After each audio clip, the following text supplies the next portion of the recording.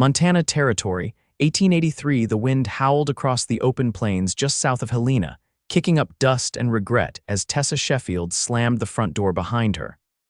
"I said I was sorry," she shouted after her husband's retreating back. He did not even turn around, just kept walking.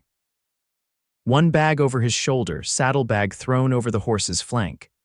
"You talk too much, Tessa," he called without looking back. "Always have, I warned you." Then he was gone. She stood barefoot on the porch, wind tangling her hair, her heart thudding like a stampede in her chest. Behind her, inside the quiet house, two little faces peered through the window glass. Her son, Benjamin, age 8, and her daughter, Beatrice, only 5. He left them. All of them. Tessa gripped the railing with both hands until her knuckles whitened. Her laughter, her thoughts, her opinions too much for a man who only wanted silence and supper. He said she was too loud, too alive. That night, she lay awake on a straw mattress with both children curled against her sides. The lamp burned low.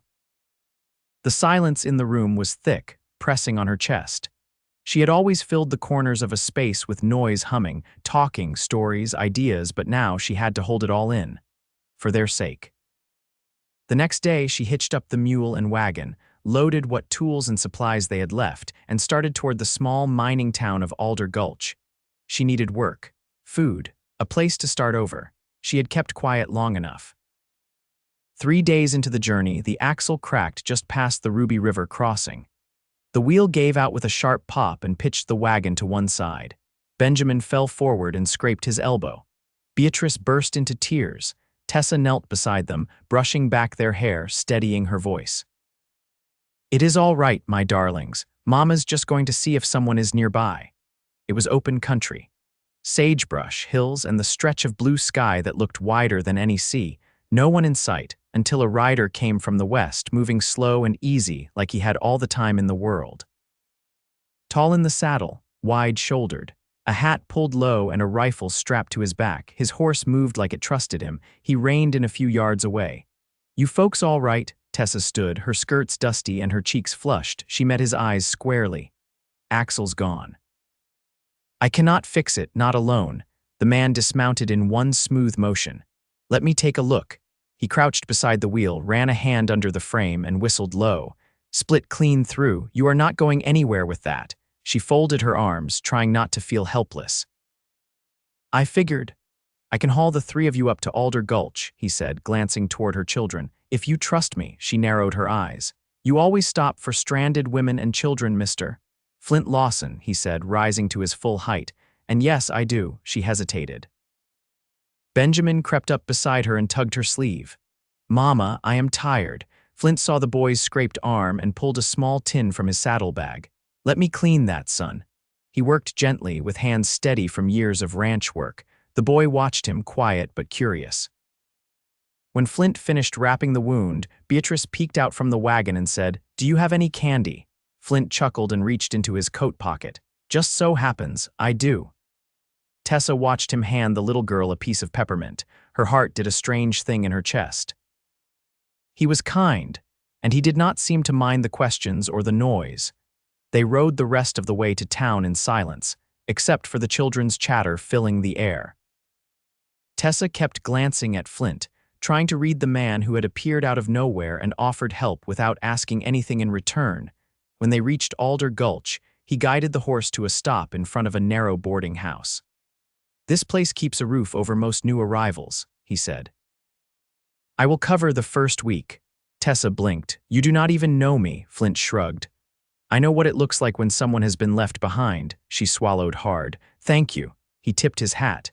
"You need anything? I work the Lawson spread 5 miles west." "Ask for me?" Then he was gone, just like that. Tessa watched him ride off, her heart still beating too fast. That night, Beatrice fell asleep clutching the peppermint wrapper, and Benjamin whispered, "He seemed like a good cowboy, Mama." "He did," she said softly. Over the next 2 weeks, Tessa worked in the boarding house kitchen, scrubbing pans and making stew while the children stayed with an older widow next door. Every evening, they came home with new stories and dirt on their faces. One afternoon, she heard a familiar voice at the back door. "I brought kindling. Weather's turning." She turned, wiping her hands on her apron, and there he was, Flint, holding a bundle of wood, his coat dusted with hay and wind. "You did not have to, I wanted to," he said. They stood there, not speaking for a moment. Then she asked, "You ever get tired of quiet?" He smiled, tilting his head. "Not when there is something worth hearing." She laughed, loud and sudden, and then clapped a hand over her mouth. "Sorry," he stepped closer. "Do not be, I like the noise." Something shifted in her then. A little piece of her heart that had locked itself away began to stir. That night, she sat on the steps with him after the children were in bed. The stars stretched overhead, bright and endless. "I used to dream big," she said quietly. "Then life got small." Flint looked over at her. "Dreams do not die, they just wait." She looked at him, really looked. "You are not what I expected." He reached over and brushed a curl away from her cheek. "Neither are you." She let out a breath, surprised by how easy it felt to sit beside him, to let herself be seen. When he stood to leave, she said, "Will I see you tomorrow?" He nodded. "Count on it." And for the first time in a long time, she did. The first frost came early. By the time the aspens along the gulch turned gold, Tessa had learned how to stretch a sack of flour across 3 meals and how to patch a boot's sole with scrap leather. She had also learned that Flint Lawson never came empty-handed and never stayed longer than the children's bedtime. That morning, she was kneading dough with her sleeves rolled to the elbow when Mrs. Bramble, the boarding house matron, called through the open window. Mail came in from Virginia City. "There's a letter for you." Tessa wiped her hands on her apron and walked out to the stoop, heart thudding. The envelope was thin. When she opened it, her fingers went still. Her sister, Clara, back east in St. Louis, had written asking whether Tessa intended to send the children back to live with their aunt and uncle until you come to your senses and return. The words stung more than she expected. As if the distance between them was her doing. As if survival wasn't sense enough, she folded the letter and tucked it into the pocket of her dress. That evening, Flint arrived with a small sack slung over his shoulder and a bit of gravel in his voice. "You're quiet tonight," he said while she shelled beans by the hearth. Tessa didn't answer right away. The fire snapped and popped. Benjamin and Beatrice were curled on a blanket nearby, listening to the wind outside. "I got a letter," she said at last. "Family offering to take the children. Said I ought to come back where I belong." Flint crouched beside the hearth and picked up a bean pod, cracking it open without looking at her. "You thinking about it?" She tilted her head, voice low. "I thought about what kind of woman leaves her children behind to chase someone else's idea of belonging." He tossed a few shelled beans into the bowl. "That ain't you." "No," she said. "It's not." The flames cast long shadows across the room. Flint didn't press her, didn't offer platitudes. He just sat beside her on the worn rug, their knees nearly touching. After a while, she said, "You ever lose something you didn't realize mattered until it was gone?" His jaw tightened. "My brother," she glanced over. "Spring roundup 2 years back," he continued. "Horse stepped in a prairie dog hole, neck snapped before I got to him." "I'm sorry," he nodded once. "I didn't talk for a while after." She looked at him, brow furrowed. "You talk now." "Only when it's worth hearing." A silence settled between them, not heavy but full. When the beans were done, she leaned back on her hands and looked toward the dark window panes. "I used to sing," she said quietly. "Before." Flint turned his head. "Why'd you stop?" "Someone told me it was better when I didn't." He didn't say anything, just held her gaze, steady and warm. She cleared her throat. "The children are asleep. If you're not in a hurry, I could try something soft, just to see if I remember." "Go on then." Her voice wasn't strong at first, a little uncertain, like a wheel turning after too long still. But the melody came back, slow and lilting, wrapped in memories of warm kitchens and open windows back in Missouri. When she finished, Flint exhaled slow, almost reverent. "Don't stop again," he said. She looked at him, startled by the gentleness in his voice. "Even if I'm the only one who likes the sound." "You're not," he said. She didn't answer. Just reached out and for the first time let her hand rest lightly on his. The next morning she woke to find a small wooden box on the stoop. Inside was a harmonica and a folded note, written in a careful hand. "For when your voice needs a rest." She stood there for a long time, holding the box to her chest, eyes stinging in the cold morning light. She didn't need to guess who had left it.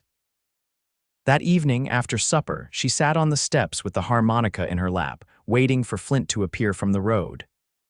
The sun dipped behind the hills, and the sky turned to ash and rose. He came as he always did, but this time, she didn't wait for him to speak.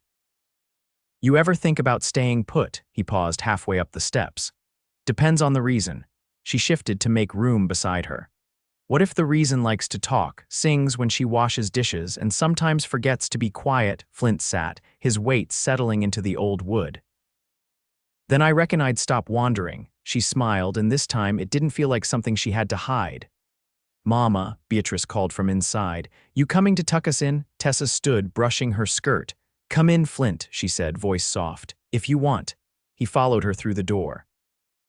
The following Saturday, Flint brought a milk cow. She heard the hoofbeats first, then the low, tentative bellow as he led the animal through the alley behind the boarding house. Tessa stepped out, drying her hands on her skirt, blinking at the sight of the brown jersey with a white blaze between her eyes. Flint tied the rope to the fence post beside the wash line. "She's not much for conversation, but she'll give enough for the children. Might even fatten that stew of yours." Tessa stared, hands still half raised. "Where did you get her?" "She was orphaned on my uncle's place last season. Took to people better than pasture. I figured she wouldn't mind the change." He gave the cow a scratch behind her ear. "She goes by Hazel. But she don't much care if you change it." Tessa stepped closer, brushing her fingers over the warm, coarse flank. "You didn't have to do this, Flint." "I know." She looked up at him. The set of his mouth was quiet, unreadable, but his eyes waited for hers. "I've never tended a cow," she said. "I'll show you," he said. That evening, he taught her how to pull the milk down gently, how to keep her hands steady, how to listen for the rhythm that made the cow relax. Benjamin watched with his chin resting on the fence rail, Beatrice sitting cross-legged in the dirt, humming tunelessly to the cow. When the pail was nearly full, Flint handed it to Tessa. "You'll want to strain it through muslin. Keeps the grit out." "I don't have muslin, I'll bring some." She smiled, shaking her head. "You always this prepared?" "No," he said. "Just learning quick." Later, when the children were asleep and the kitchen was still, she asked him, "What were you like before all this?" He leaned back in the chair, arms crossed loosely. "Quieter, less certain. I worked cattle, broke horses, sometimes helped patch fences for folks too old to hold a hammer. I didn't think much about what came next. And now, I think about what it'd be like," he said, "to build something sturdy. Not just fix what's already falling down." Tessa folded her hands in her lap. "You've done a lot for me and the children. I don't expect it." "I know you don't," he said. "That's why I do it." She studied his face. The lamplight softened the lines around his eyes. His coat was patched at the sleeve, hands calloused, but nothing in him leaned away from her. "You're not in a rush to go," she said. "No," he replied. "I'm not." Outside, a wind stirred the shutters. Tessa rose, poured warm milk into 2 mugs and set one in front of him. He took a sip. "Tastes like you did it right." "I listened close," she said. He looked at her over the rim of the mug. "That's something I've come to count on." She sat again, slower this time, letting the silence hold them. Not the kind that settled like dust, but the kind that let things grow. After a moment, she said, "Benjamin's been asking if you ever shot a bear." Flint chuckled. "Tell him I'd have to be real hungry. He thinks you could win. He's got faith." Tessa tilted her head. "You any good with children?" "I wasn't," he said. "But I'm learning fast." Her voice dropped low. "And with women who talk too much." He didn't answer right away. Then, "I listen better than I used to." She reached across the table, touched the back of his hand. "You're not just passing through anymore, are you?" He turned his palm up, laced their fingers together. "Not unless you want me to be." She held on. "I don't." Outside, the wind eased, the lamp burned low, and for the first time in a long while, the quiet felt like something she could trust. By late October, the hills were bone-colored and brittle underfoot. Wood smoke hung low in the mornings, and the river near Alder Gulch had begun to freeze along its edges. Tessa kept her coat buttoned high and stitched patches into the children's gloves by lamplight. Flint spent more evenings under her roof than not, sometimes with a bag of oats or a new kettle, sometimes with nothing at all but his quiet presence and the steady way he watched her, like he was still learning something every time she spoke. That afternoon, she found herself standing with him behind the boarding house, watching Hazel chew slowly as the first snow flurried down in light, idle spirals. Tessa leaned on the fence rail, her breath visible in the cold. "You ever think about having your own land?" she asked, eyes on the horizon. "Not just working someone else's." Flint nodded once, hands tucked into his coat pockets. "I've thought on it since I was 16. Never had the time or steady enough footing to make it more than thought." She glanced at him sidelong. "Suppose someone offered you a bit of land, a garden patch, a barn, nothing grand, would you take it?" "That depend on who's offering." She looked away, then back again, slower this time. "I've been saving what I can. Mrs. Bramble's been fair with the pay, and I've done some mending for the tailor's wife. There's an old claim outside of town, just a few acres, but it backs to a spring and has a roof that doesn't leak." Flint didn't speak right away. Snow gathered in the folds of his coat. "I'm not asking for charity," she added, "but I can't do it on my own, not with the children, not through winter."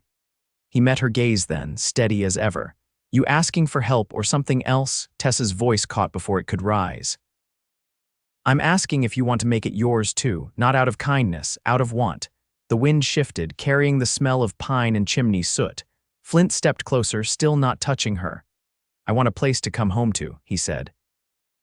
"One with voices in the kitchen, boots by the door, and someone who doesn't need to hush herself to be loved." Her throat tightened. "So do I." He reached up then, fingers brushing a bit of snow from her hair. "Then let's build it." They moved into the claim house before the month was out. Mrs. Bramble gave Tessa an old wash basin and a chipped pitcher as a parting gift. The tailor's wife offered a quilt stitched from her mother's dresses. Flint brought in the last of the hay and laid it thick in the loft for warmth. They hung the children's drawings on the wall near the stove stick horses and lopsided trees, and Beatrice dragged her doll blanket from room to room until she found just the right corner to call hers. The first night in the new house, Tessa stood at the window while Flint lit the lantern. "Still feels like someone else's place," she said softly. He set the lantern down and walked over. "Then let's make it ours." She turned to him, and this time when he reached for her, she didn't hesitate. Her hands slid into his, their palms rough and warm from work. He kissed her then, slow, certain, and with the kind of care that comes from watching someone long enough to know how they need to be held. When they pulled apart, she rested her forehead against his shoulder. "I never thought I'd be chosen for all of me," she whispered. "You weren't too loud," he said. "You were just waiting for someone who wanted the sound." Behind them, the fire crackled. Outside, snow fell heavy and quiet, wrapping the world in hush. Inside, Tessa curled beside Flint on the braided rug, her head on his chest, listening to the rhythm of his breathing like it was the first music she ever knew. And for once, she didn't second-guess the peace. It was real, it was theirs, and it would hold. The ground held beneath the snow now, packed firm by weeks of cold and bootsteps.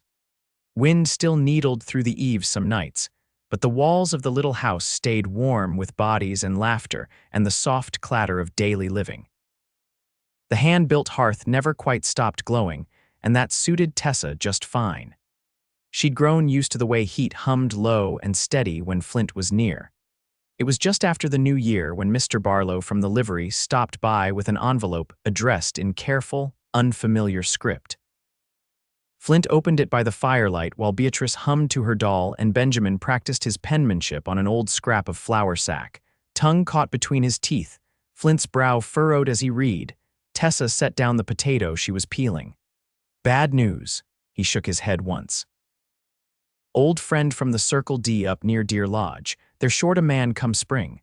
Asked if I'd consider riding out to help drive a mixed herd down to Gallatin Fork." She nodded slowly. "You thinking about it?" He held the letter in both hands, thumb brushing the edge. "I was. But I'd be gone near a month." He met her eyes. "I don't want to leave what we've got just to chase dust and hoofbeats." She dried her hands, came to stand beside him. "Then don't." He tilted his head. "You saying that as someone who needs me here or wants me here?" She placed a hand on his chest. "Both, but mostly the second." His hand covered hers. "Then I'll write back tonight." By late February, they'd passed the hardest stretch of winter. The children had taken to feeding Hazel daily without being asked, and Flint had built a small lean-to for tools behind the house. Tessa's hands stayed busy mending for nearby families and sewing a few shirts for the merchant's boy. But most evenings, she kept a pot simmering and let the quiet settle around them like a second quilt. One Saturday, she came in from hauling water with her cheeks pink from the cold and a new light in her eyes. Flint was oiling the hinges on the door. "I was thinking," she said, pulling off her gloves, "we could plant early this year, lettuce, peas. Maybe even carrots if the frost lifts in time." He set the oil can down and wiped his hands. "We'll need to break new ground." "I want to," she said. "Feels like time." He stepped close, brushing a bit of straw from her sleeve. "You've changed." She looked up at him. "So have you." His eyes searched hers. "How do you see me now?" She didn't hesitate. "Like someone who builds instead of passing through." He leaned in, forehead resting gently against hers. "That all right with you?" She smiled without pulling back. Better than all right. By March, the thaw had begun. The children took to exploring the edges of the creek with sticks and boots too short for wading, always coming home wet and laughing. Tessa let them, so long as they changed before supper. She sang while she cooked, now not to fill space, but because it felt good again. One evening, Flint came in carrying a cedar box he'd made himself. Inside were 3 worn silver spoons, a small brass key, and a simple band ring. He handed it to her without ceremony. She looked at the contents, then up at him. "What's this for?" "For you," he said. "If you still want me here, not just through spring, but always." She touched the ring, then his hand. "I've wanted that since the first time you didn't flinch when I laughed too loud." He took the ring out and slid it onto her finger. "Then we're settled." The children were told the next morning. Benjamin nodded solemnly and asked if he could build something for the day, maybe a bench or a gate. Beatrice wanted to wear flowers in her hair. They were married beneath the cottonwoods by the creek at the end of April, just as the leaves returned. Flint wore his cleanest shirt and ran his fingers through his hair. Tessa wore a pale blue dress she'd sewn from old curtains and tied a bit of ribbon around her wrist for luck. The town preacher officiated, and half the neighbors came with baskets of bread and jam and pickled beans. Hazel stood tied nearby, chewing grass thoughtfully. After the vows, Tessa stood with Flint beneath the branches and pressed her forehead to his. "I never thought I'd find a man who listened quiet but loved loud." He smiled then, the kind that reached deep. "You found one anyway." They danced slow to the sound of a fiddle and laughter, the children chasing fireflies along the bank. Years passed gently. The garden grew wide and green, and the house added a room for each child as they grew. Flint built a porch swing where they sat most evenings, hands entwined, watching the sky change. Tessa taught reading to the neighbors' younger children during summer afternoons and sang to her husband as she washed dishes after supper. Benjamin grew strong and quiet like Flint, good with tools and animals. Beatrice learned to braid Hazel's mane and later to write poems in a small leather book her mother gave her. They never left that land. They never needed to. And in every season, through every silence and every shared smile, Tessa and Flint held to each other not because they had to, but because nothing else had ever made more sense.